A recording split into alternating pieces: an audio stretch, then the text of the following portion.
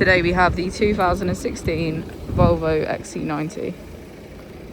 This vehicle has done just under 73,000 miles. It has an automatic transmission and a diesel fuel type. To the left of our steering wheel, we have cruise control as a feature, as well as our automatic headlights. On the right, we have voice control. Moving on to our screen, on our first page, we can access our applications. This includes our download center, driver performance, and vehicle status.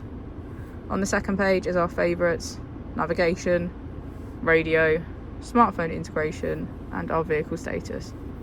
On the final page is our car functions. This is where we can find things such as park assist, lane keeping aid, roadside information, and quick access to our camera.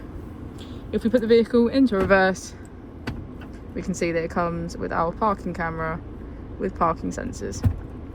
If we press here, we can access our heated seats and heated steering wheel. If we press here, we can access our climate control. As we go into the back of the vehicle, you can see that we have 7 seats in total, all of which are full black leather.